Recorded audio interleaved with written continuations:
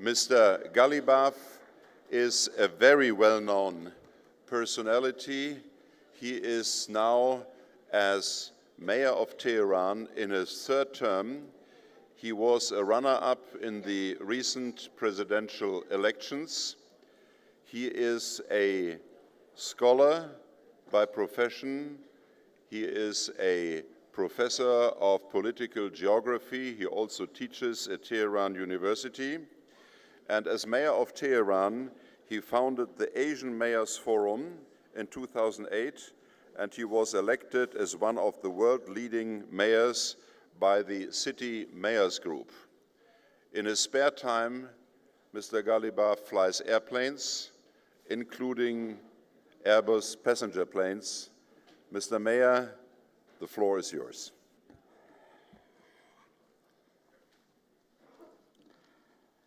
In the name of Allah, the compassionate and the merciful. Good morning, ladies and gentlemen. I am honored to be here among respected policymakers, academics, business leaders, city planners, architects, and urban managers. In the beginning, I would like to thank New Delhi officials and the organizer of this conference, especially LSE, cities at the London School of Economics and Political Science, and Deutsche Bank's Alfred Herrhausen Society. Ladies and gentlemen, when I took office as the mayor of Tehran about 10 years ago, the Iran capital was in a critical state. Environmental challenges such as air pollution and inadequate waste management system were among the serious issues in the capital. Tehran municipality was afflicted with a fragmented, diffuse, and island-style management. It was viewed as a mere service provider, and the dominance of the centralist view had prevented urban managers from using meaningful public transportation in governing the city.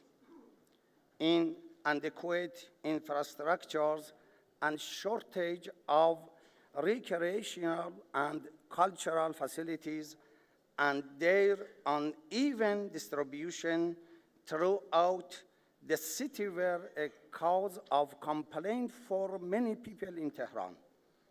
What was missing was a social approach to respond to the demands of the city residents. Our research indicated that Tehran needed development in the physical and socio-cultural infrastructures. Therefore, efforts were focused on turning Tehran into a city with extensive public transportation and accessible motorways, connecting all four corners of the city, or urban planners change at grade intersection to grade separated junction by means of bridge and tunnels. We also expanded the public transportation network, such as the BRT and the taxi dispatch system. Also, in our effort towards green transportation, Tehran's subway was expanded from 2 lines in 2005 to the current 7 lines, with more than 3 times increase in construction of underground railways.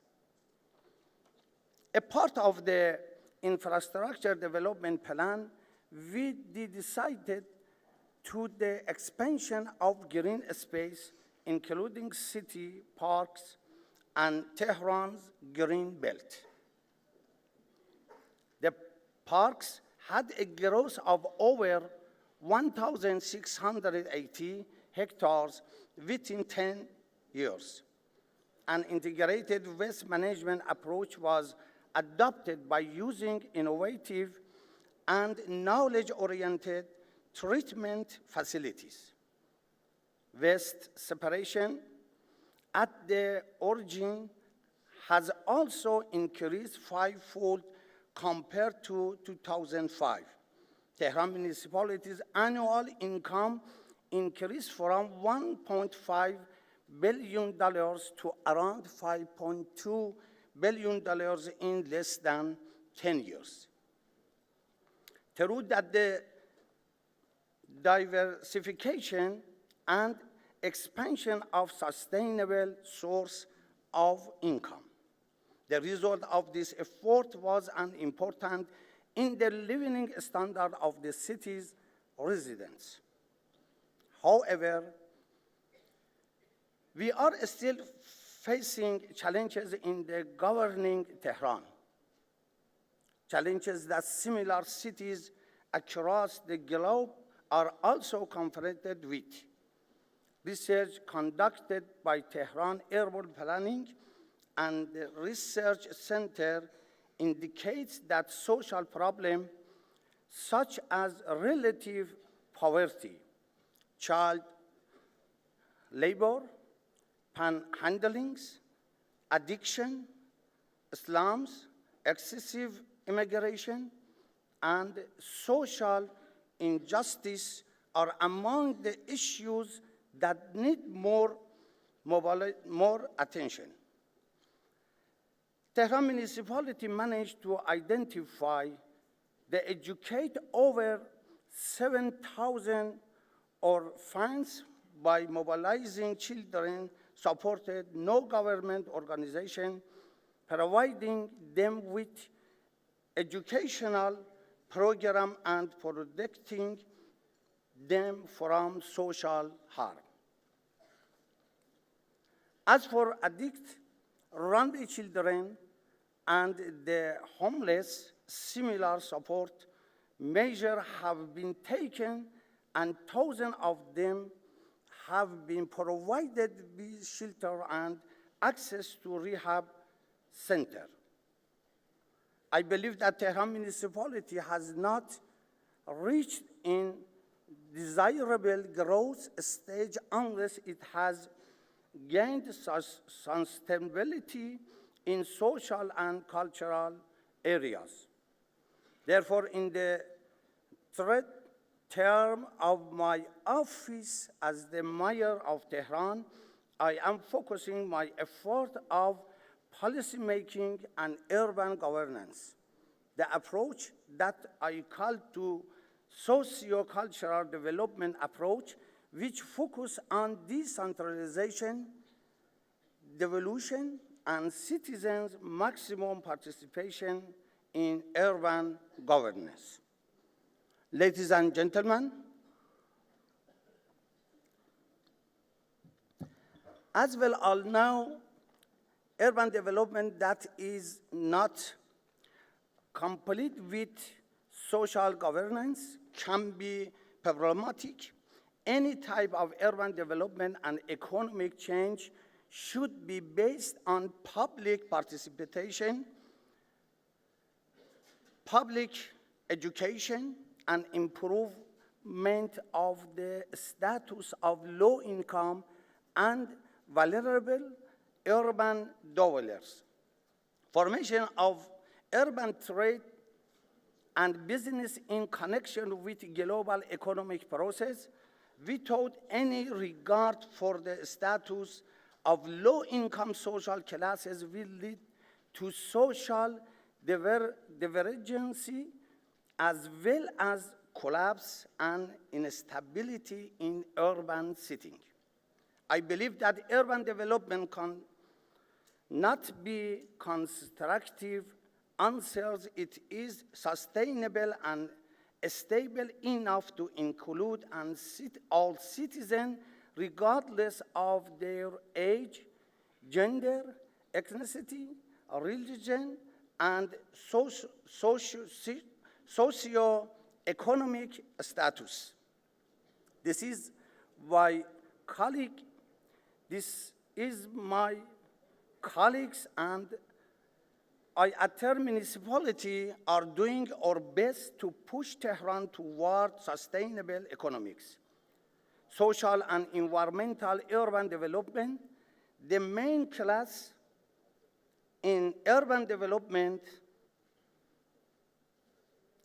the main approach in Tehran urban management is moving towards promoting the participation of vulnerable classes in urban development plan and transforming Tehran municipality from a service provider organization to social institution. We pay a special attention to the expansion of green space as well as the establishment of health houses, sport complexes, and toy houses for low-income social classes.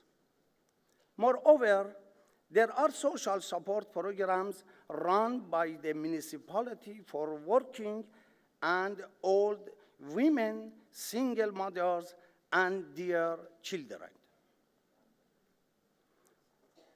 Ladies and gentlemen, we believe the informed citizens' participation is the main pillar of producing power, wealth, wisdom, and dignity in the cities as well as the countries across the world.